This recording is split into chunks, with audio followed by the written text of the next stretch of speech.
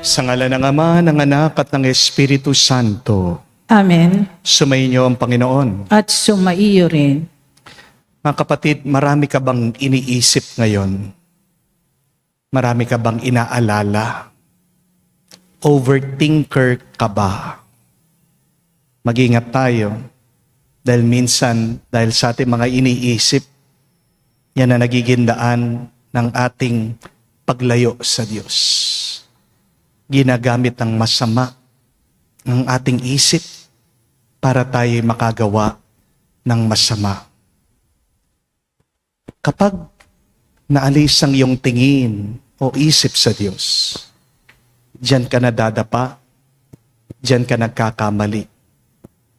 Kaya mga kapatid, imbis na isipin natin mga masamang nangyayari ngayon, imbis na binabalik-balikan natin yung mga masamang alaala natin noon, tayo'y manatili ngayon.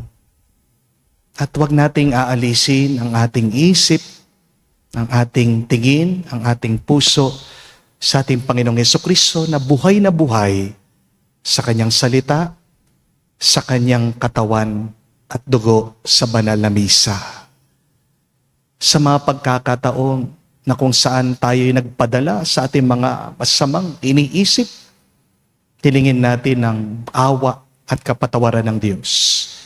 Para minsan pa tayo'y makitang karapat-dapat makatanggap sa Kanya sa banal na Eucharistia. Inamin ko Sa makapangyarihang Diyos at sa inyo mga kapatid, na lubha akong nagkasala sa isip, sa salita, sa gawa at sa aking pagkukulang. Kaya isinasamo ko sa mahal na Birheng Maria, sa lahat ng mga anghel at mga banal, at sa inyo mga kapatid, na ako'y panalangin sa Panginoong ating Diyos.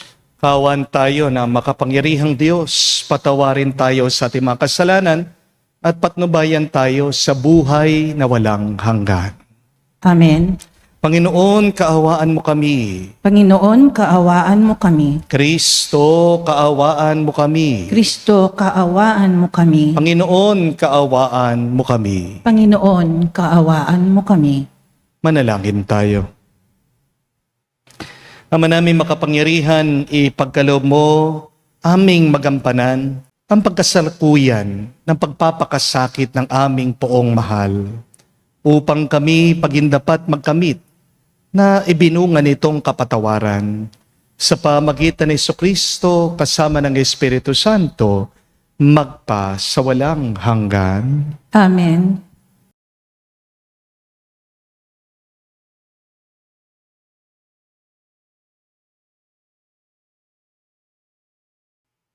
Pagbasa mula sa aklat ni Propeta Isayas. Makinig kayo, mga taong naninirahan sa malalayong lugar. Pinili na ako ng Panginoon bago pa isilang. At hinirang niya ako para siya'y paglingkuran. Mga salita ko'y ginawa niyang sintalas ng tabak.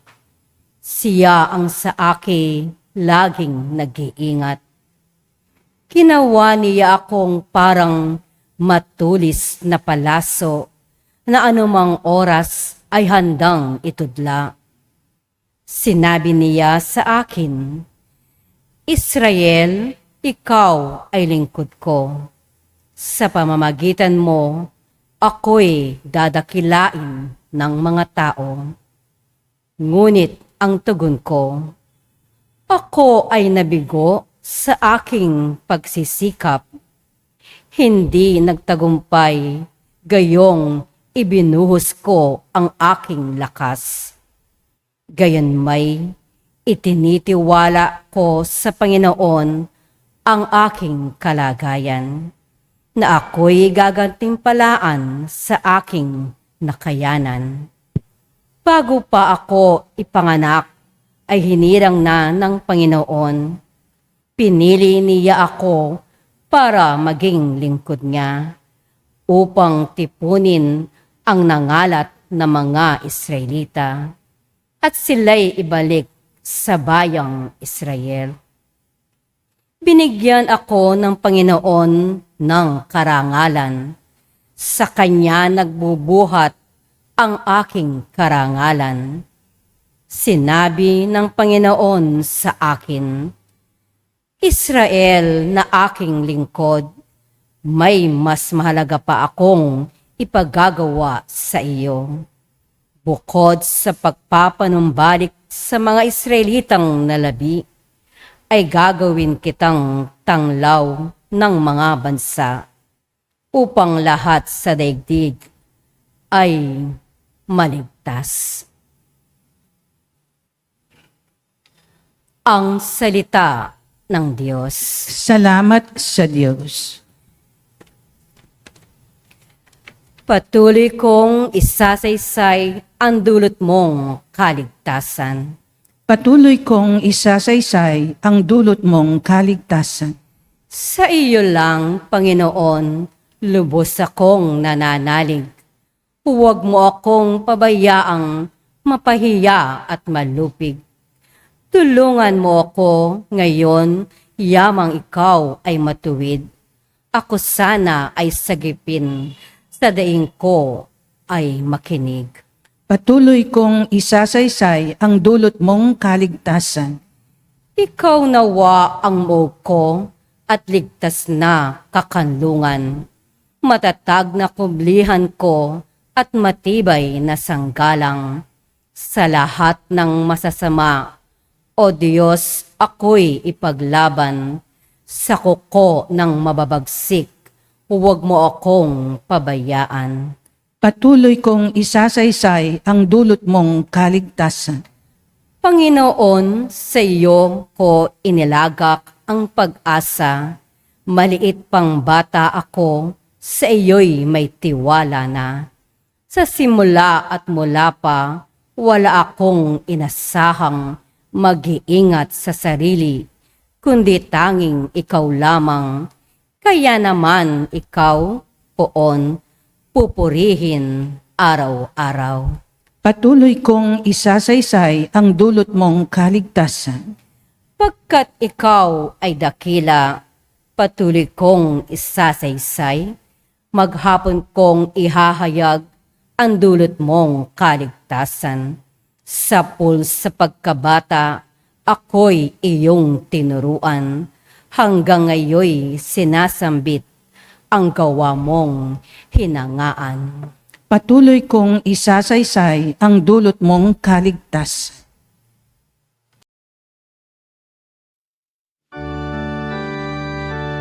Wika mo'y aming dirinig, wika mo'y aming susundin, wika mo'y aming tutundin, wika mo'y aming dirinig, wika mo'y aming susundin, wika mo'y aming tutundin. Nagpupuri kami sa iyo, Hari ng Hesukristo, masunurin kang kordero, sa katubusan ng tao, hayin sa krus ang buhay mo. Sumainyo ang Panginoon. At sumaiyo rin, Ang mabuting balita ng Panginoon ayon kay San Juan. papuri sa iyo, Panginoon. Nung panong yun, habang nakahilig kasama ng kanyang malagad, nagugulumihan ang sinabi ni Jesus, tandaan ninyo, ako'y ipagkakanulo ng isa sa inyo. Nagkatinginan ang mga alagad. Hindi nila alam kung sino ang kanyang tinutukoy. Ang alagad na minamahal ni Jesus ay nakahilig na kalapit niya. Kinalabit siya ni Simon Pedro at sinabi, itanong mo kung sino ang tinutukoy niya. Kaya't pumilig siya sa dibdib ni Jesus at tinanong, Panginoon, sino po bang tinutukoy ninyo? Sumagot si Jesus, ang ipagsawsaw ko ng tinapay, siya nga. At nang maisawsaw ang tinapay, binigay niya ito kay Judas na anak ni Simon Iscariote. Nang matanggap na ni Judas ang tinapay, si Satanas ay pumasok sa kanya. Sinabi ni Jesus, gawin mo na ang gagawin mo. Ngunit, isa man sa mga kasalo niya ay walang nakaalam kung bakit niya sinabi ito. Sapagkat si Judas ang nag-iingat ng kanilang salapi.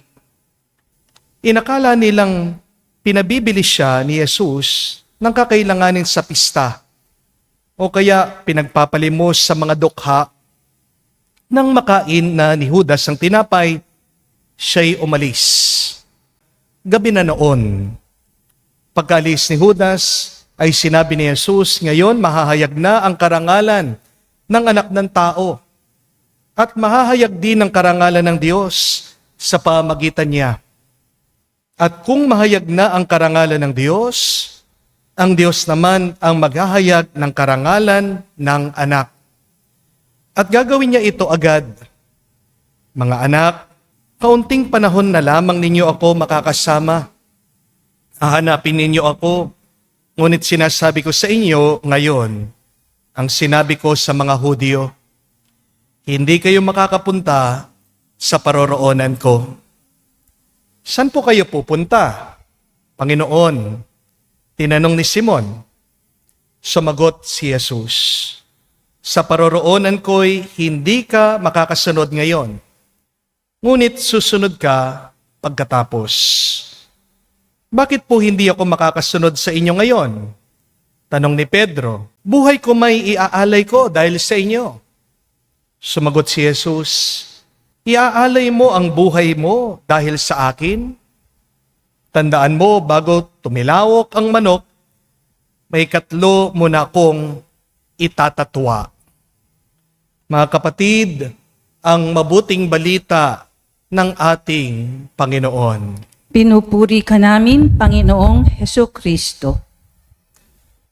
Magandang araw po muli sa inyong lahat.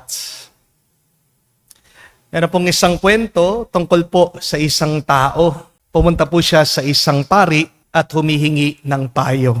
Sabi po nitong lalaki, Father, bakit hindi ko po mapigilan mag-isip palagi ng masama? Hindi po ako makatulog, hindi po ako makapagtrabaho ng mabuti. Palagi po akong kinakabahan, sumasama ang aking pakiramdam. Ano po ang aking gagawin? Sumagot po itong pari, sabi niya, hindi mo naman mapipigilan ang ibon na lumipad at dumapo sa ibabaw ng iyong ulo. Pero mapipigilan mo siya na gumawa ng pugad sa ibabaw ng iyong ulo. Hindi mo rin mapipigilan ang lamok na dumapo sa iyong balat. Pero mapipigilan mo ito na sipsipin ang dugo mo. Hindi mo rin naman mapipigilan na pasukan ng mga daga ang iyong kabahayan. Pero mapipigilan mo sila na huwag kainin ang iyong pagkain at ang iyong damit. Mga kapatid, isang magandang paalaala po ito sa atin. Hindi po kasalanan ang magkaroon ng bad thoughts. Amen? Pero ang kasalanan ay kapag inaalagaan mo, kapag hindi mo inaalis, kapag nananatili, ang mga masamang iniisip mo. Amen? Napakaganda po ng ating ebanghelyo ngayon. Pansin nyo, kasama ni Judas ang ating Panginoon.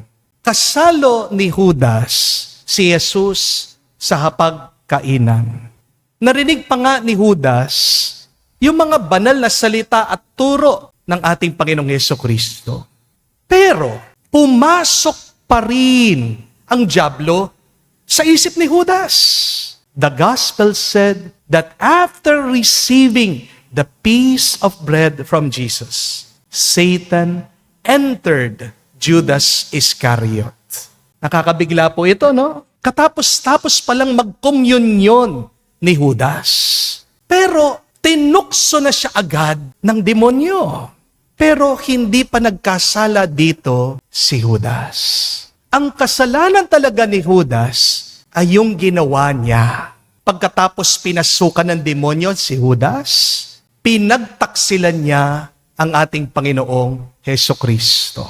Mga kapatid, mag-ingat po kayo sa dyablo. Dahil wala siyang pinipiling oras panahon at lugar para tuksuhin ka. Unawain niyo po, lahat ng mga kasalanan na ating ginagawa, nag-uumpisa sa ating mga kaisipan. All sins are premeditated. Ibig sabihin, lahat ng kasalanan, pinagpaplanuhan. Ang kasalanan, nag-uumpisa sa ating mga kaisipan. Hindi po totoo yung aksidente lang daw, kaya nabuntis niya yung babae. Ano ka? Hilo? Ano yan? Nadapa ka lang pagkatapos yung kwan mo, pumasok doon sa kwan niya. Pasensya na po sa analogy ha. Pero nakakainis lang minsan, di po ba? Yung mga ibang sinungaling na lalaki. Sinasabi nila na aksidente lang na nangyari yun. Kapatid, aminin mo. Nung umpisa pa lang, may pagnanasa ka na. Amen?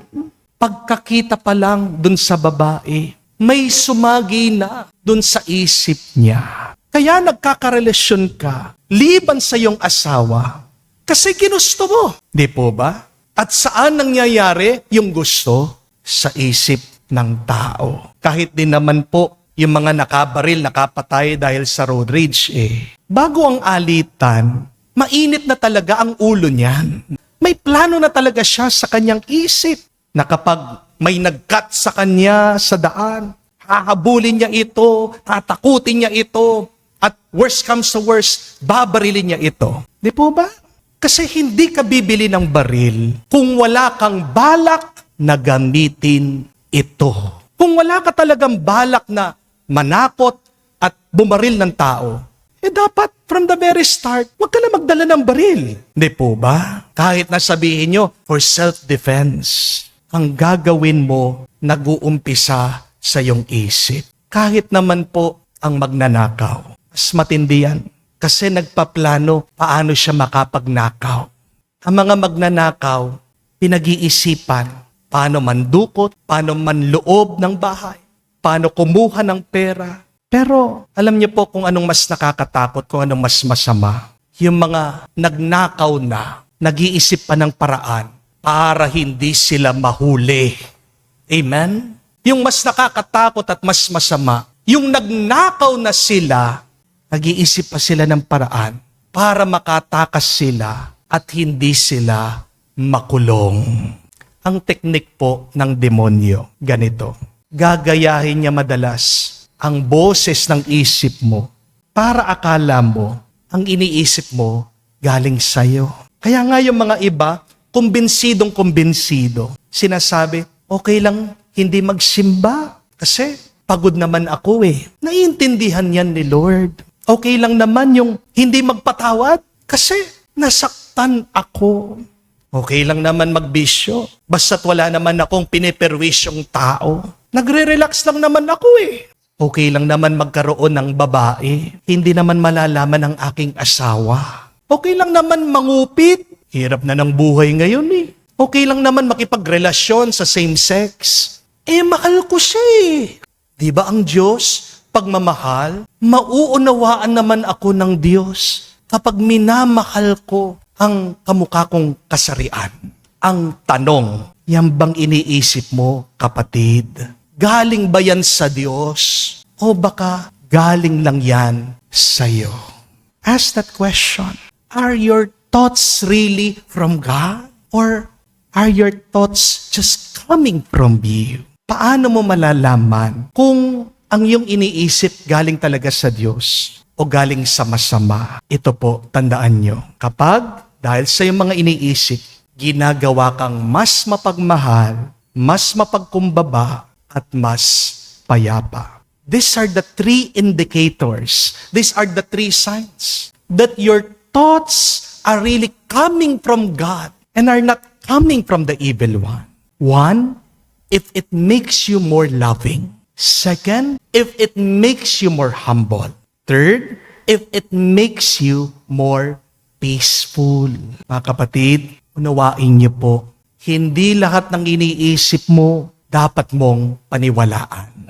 Hindi naman lahat ng iyong nararamdaman dapat mong sundan. Dahil ang iniisip mo na hindi mo binabantayan, nagiging pintuan ng kasamaan. Kaya nga po, ang ganda nung turo ni San Pablo. Saint Paul told us to take captive of our thoughts and make them obedient to Christ. I will repeat that. Write that down. Memorize that. Capture your thoughts and make them obedient to Christ. Ang mga iniisip kasi natin, parang mga unggoy yan eh. Our thoughts are like monkeys. Kapag pinapabayaan mo yung iyong iniisip, pansin mo, patalon-talon, iba-iba yung iyong mga iniisip. Hindi po ba?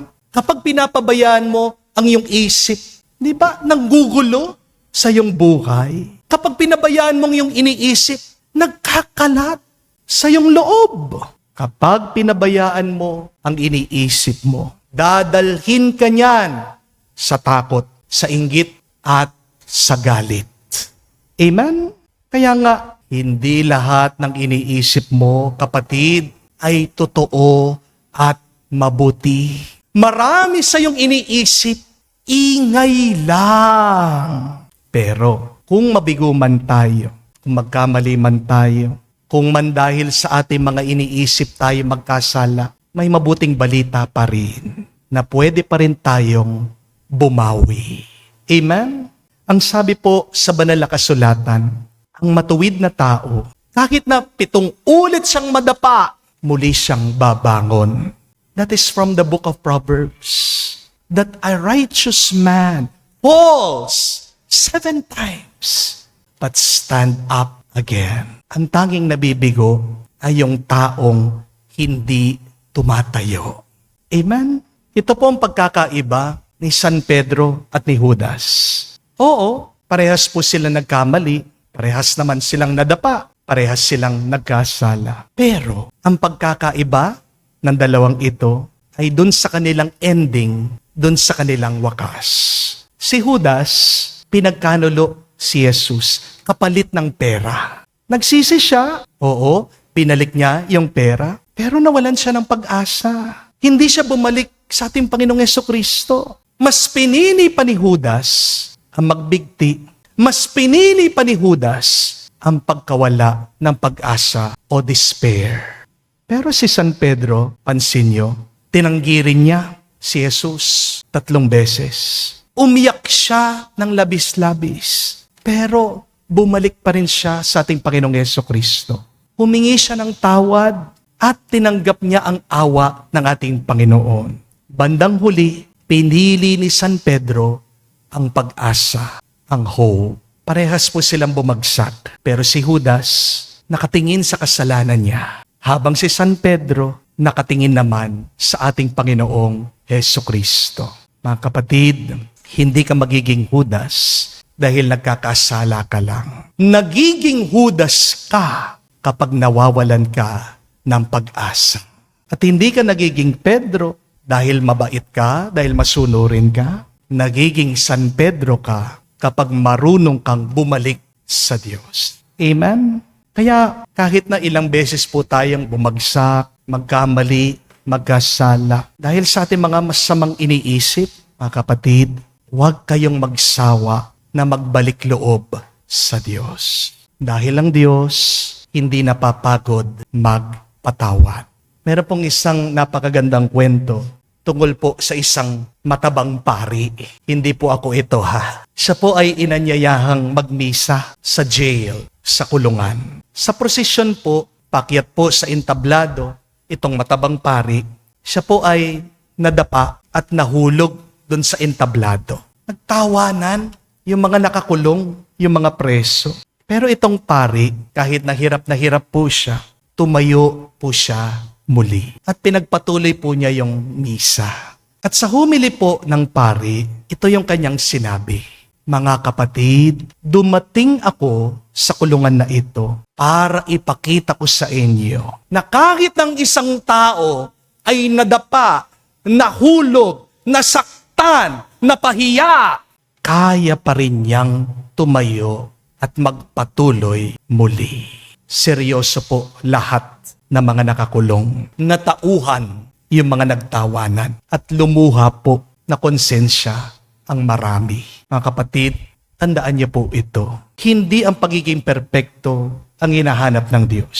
Ang hinahanap ng Panginoon ay isang puso na marunong magbantay, sumunod at bumangon muli sa pagkakamali. Kaya maging mas tapat tayo sa Diyos ngayon. Bantayan natin ang ating mga iniisip. Dahil dito nagsisimula ang kasalanan o ang kabanalan mo. Isuko natin ang ating iniisip kay Kristo. Huwag mong susundan ang iyong iniisip. Ang sundan mo ay ang kagustuhan ng Diyos palagi. Amen? Hindi naman lahat ng pumapasok sa isip mo ay dapat mong sundin. At higit sa lahat, bumangon tayo palagi sa bawat pagkakamali. Dahil ang tunay na tagasunod ni Kristo ay yung mga taong hindi pa nadapa.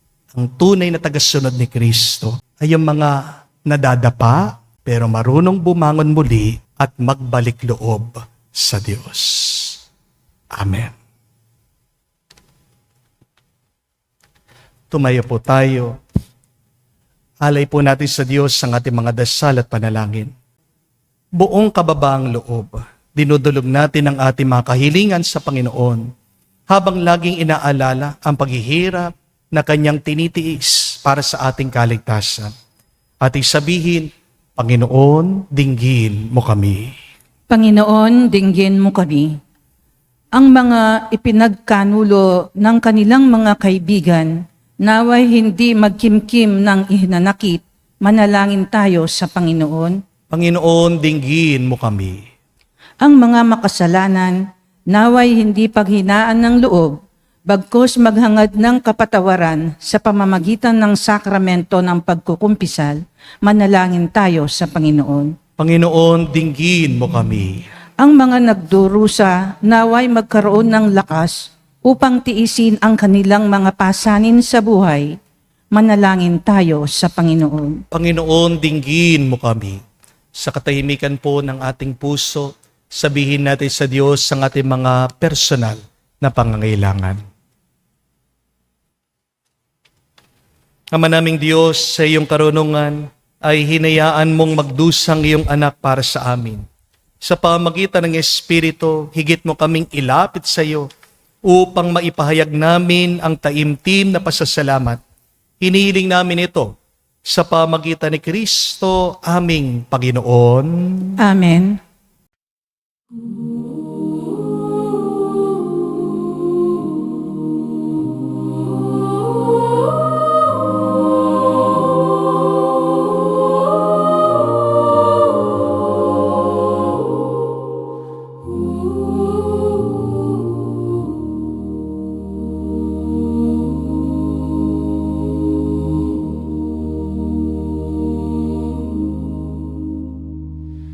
Handog ko, Diyos ko, tanggapin mo na.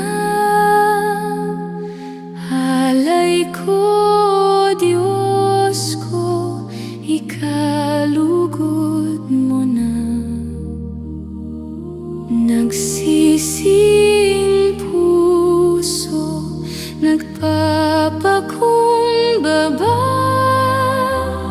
Ikatuano sana kami patawarin na.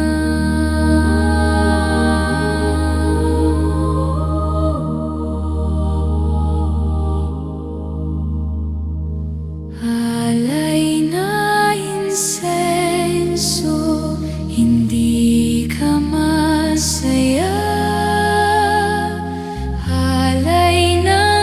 Taasan, hindi ka tangap-tangap.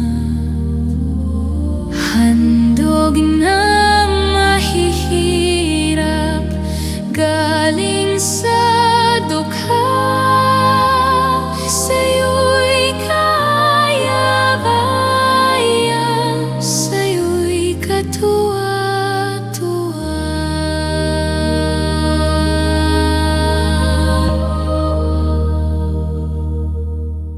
Manalangin kay mga kapatid para ang ating mga paghahain ay kalugdan ng Diyos amang makapangyarihan.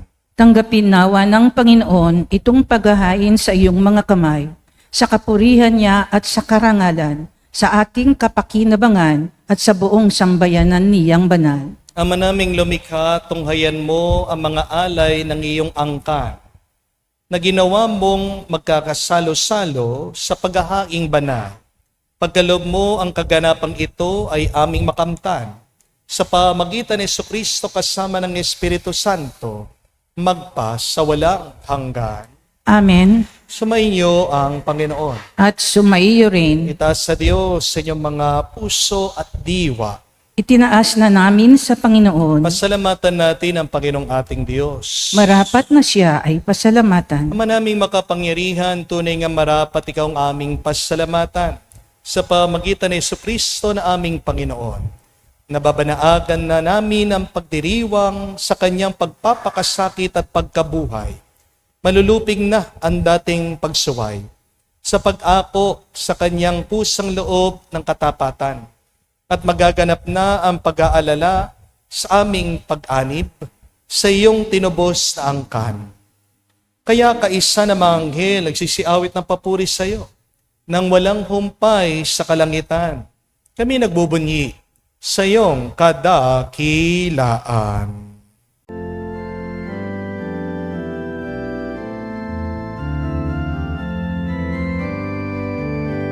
Santo, Santo, Santo, Panginoon Diyos ng mga hukbo, napupuno ang langit at lupa ng kadakilaan mo.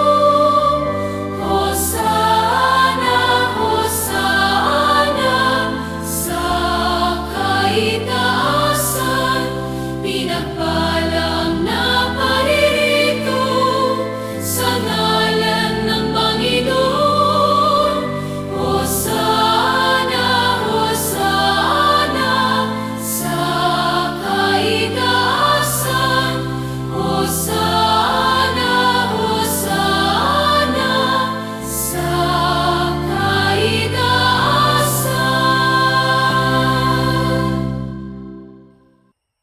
Ama naming banal, ikaw ang bukalan tanang kabanalan. Kaya't sa pamagitan ng iyong Espiritu, gawin mong banal ang mga kaloob na ito, upang para sa amin, maging katawan at dugo ng aming Panginoong Heso Kristo. Bago niya pinagtiis ang kusang loob na maging handog, hinawakan niyang tinapay, pinasalamatan kanya, pinaghati-hati niya iyon, inabot sa kanyang mga alagad at sinabi, tanggapin ninyong lahat ito at kanin. Ito ang aking katawan, na ihahandog para sa inyo.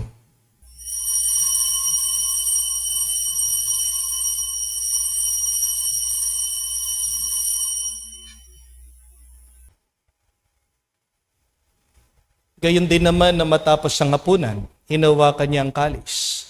Muli kanyang pinasalamatan. Nabot niyang kalis sa kanyang malagad at sinabi, tanggapin ninyong lahat ito at inumin. Ito ang kalis ng aking dugo, ng bago at walang hanggang tipan. Ang aking dugo na ibubuhos para sa inyo at para sa lahat, sa ipagpapatawad ng mga kasalanan. Gawin ninyo ito sa pag-alaala sa akin.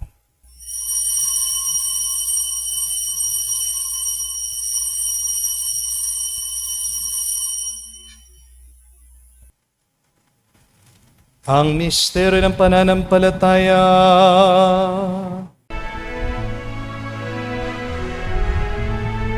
Sa krus mo at pagkabuhay, kami natubos mong tunay. Oong Jesus, naming mahal, iligtas mo kaming tanan, ngayon at magpakailanman. Ama, ginagawa namin ngayon ang pag-alaala sa pagkamatay muling pagkabuhay ng iyong anak. Kaya tinialay namin sa iyo ang tinapay nagbibigay buhay at ang kalis na nagkakalob ng kaligtasan. Kami nagpapasalamat dahil kami yung minarapat na tumayo sa harap mo para maglingkod sa iyo. Sinasama namin kami magsalo-salo sa katawan at dugo ni Kristo ay mabuklod sa pagkakaisa sa pamagitan ng Espiritu Santo. Amalingapin mong iyong simbahan, laganap sa buong daigdig. Puspusin mo kami sa pag-ibig. Kaisa ni Leon ang aming Santo Papa, si Florentino aming Arsobispo at ng Tanang Kaparian. Alalahanin mo rin ang aming mga kapatid na nahimlay may pag-asang sila'y muling mabubuhay. Gayon din naman lahat ng mga pumanaw. Kawan mo't sila't patuloyin sa iyong kaliwanagan. Kawan mo't pagindapatin kaming lahat, makasalo sa iyong buhay na walang wakas. Kaisa na mahal na Birhen Maria, Ina ng Diyos, kaisa ni San Jose ang kanyang malwalahating esposo. Kaisa ng mga apostol at lahat ng mga banal na namuhay dito sa daigdig na kalugod-lugod sa iyo. May pagdiwang nawa namin ang pagpupuri sa ikararangal mo sa pamagitan ng iyong anak, aming Panginoong Jesucristo. Sa pamamagitan ni Kristo, kasama niya at sa Kanya, lahat ng parangal at papuri ay sa iyo, Diyos Ama, makapangyarihan, kasama ng Espiritu Santo, magpasawalang hanggan.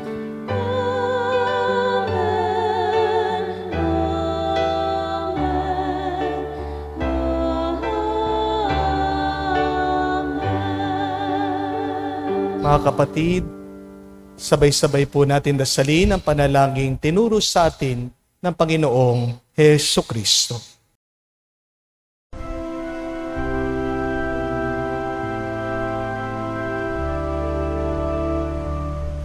Ama namin, sumasalangit ka, sambahin ang ngalan mo, mapasa amin ang kaharian mo, sundin ang loob mo dito sa lupa, para ng sa langit. Bigyan mo kami ngayon ng aming kakanin sa araw-araw, at patawarin mo kami sa aming mga sala, para ng pagpapatawad namin sa nagkakasala sa amin. At huwag mo kaming ipahintulot sa tukso, at iadya mo kami sa lahat ng masama. Hinihiling namin kami, Adya, sa lahat ng masama, pagkalooban ng kapayapaan araw-araw, ligtas sa kasalanan, ilayo sa lahat ng kapahamakan, samantalang aming pinanabikan ang dakilang araw ng pagpapahayag ng tagapagligtas sa aming si Jesucristo. Sapagkat sa iyo ang kaharian at ang kapangyarihan at ang kapurihan magpakailanman. Amen. Panginoong Jesucristo, sinabi mo sa mga apostol, kapayapaan ang iniiwan ko sa inyo. Ang aking kapayapaan binibigay ko sa inyo. Tungayan mo ang aming pananampalataya at huwag ang aming pagkakasala. Pagkalooban mo kami ng kapayapaan at pagkakaisa ayon sa iyong kalooban. Kasama ng Espiritu Santo, magpa sa walang hanggan. Amen. Kapayapaan ng Panginoon ay laging sumainyo. At sumaiyo rin. Magbigayan po tayo ng kapayapaan sa bawat isa. Peace with you po. Kapayapaan po sa inyong lahat.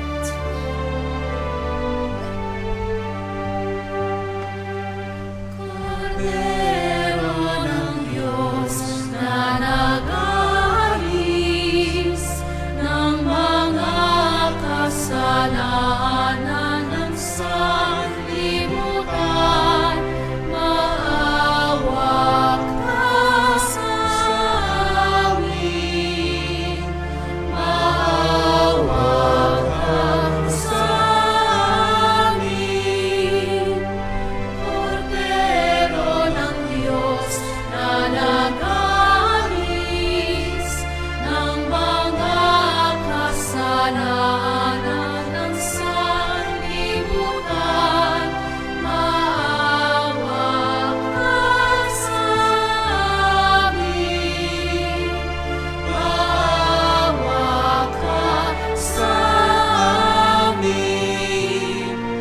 Kordero ng Diyos na nag-aalis ng mga kasalanan ng sanlibutan, ipagkaloob mo sa amin ang kapayapaan. Mga kapatid, naririto ang ating Panginoong Jesucristo, ang Kordero ng Diyos. Siya nag-aalis sa mga kasalanan ng sanlibutan. Mapalad tayong lumalapit sa piging ng Kordero. Panginoon, hindi ako karapat-dapat na magpatuloy sa iyo, ngunit sa isang salita mo lamang ay gagaling na ako.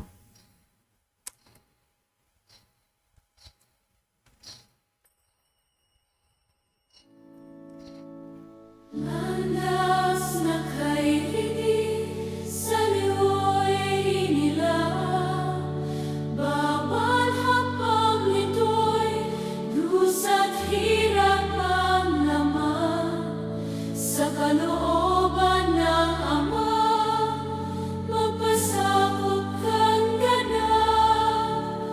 Buhay mo, Jesus, ang siyang alay na sapat. Laban sa abos ng mundo, lumakad ka sa landas mo. Laban sa lakan ng mundo, andas na sa'kin nais mo. Sa iyong mga yakap, ako ay dadahak. Kahit higit ng luha, ang nilakaran mong landas. Pasakit man at tusang, tulad ng mundo'y ganggan. Bawat kabas ng iyong mga yakap, bawat hakbang mo'y aking susundan.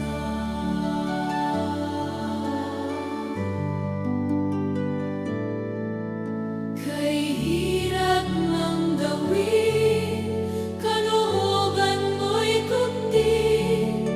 Biniri kong sundan, bagas ng iyong mga hakbang. Ang buhay ko'y laan sa iyo kailan pa man. Maglilingkod sa iyo, Panginoon, hanggang wakas. Laban sa agos ng mundo, lumakad ka sa landas mo.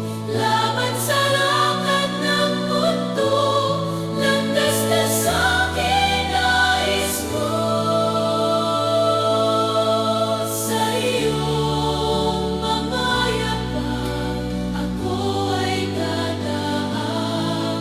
Kahit bigim ng lupa, ang nilakaran mong landas. Pasakit man at tusang, tulad ng mundo'y ganggan. Bawat bakas ng iyong mga yakap, bawat hakbang mo'y aking susundan. Manalangin tayo. Ama namin mapagmahal, kami mga tumanggap sa banal na pakikinabang ay dumudulog sa iyo at nakikiusap pagbigyan. Sa kahilingan namin, ang piging mong bigay ay maging pagsasalo nawa namin sa iyong walang maliw na buhay. Sa pamagitan ni Jesucristo kasama ng Espiritu Santo, magpa sa walang hanggan. Amen. May dahilan bakit tayo po ay nag-uumpisa sa pagsisisi. At napansin niyo po ang ating sinasabi pag nagsisisi tayo sa loob ng misa, na tayo'y nagkasala sa isip, sa salita, at sa gawa. Dahil ang ating iniisip ay ang ating nasasabi, ang ating sinasabi, yan ang ating nagagawa. Sin starts with your thoughts. San unang pumapasok ang demonyo? Sa iyong isip. Kaya kapag hindi mo binabantayan ang iyong isip, yan na nagiging pintuan ng kasamaan. Kaya nga, tandaan natin ang turo ni San Pablo, take captive of your thoughts and make them obedient to Christ. Yan, nagkakasala tayo kasi palagi gusto natin tayong masusundan. Kapatid, tandaan mo, hindi lahat ng iyong naiisip ay tama at totoo. Marami sa iyong iniisip ay ingay. Marami sa iyong iniisip ay nakakasama, nakakabigat sa iyong buhay. Paano mo alam ang iyong iniisip ay galing sa Diyos? Kapag tinutulungan kang mas magmahal, kapag tinuturuan kang maging mas mapagkumbaba, kapag yan na nagiging daan ng iyong kapayapaan. That is why, my dear friends, once again, let us turn our thoughts to Christ.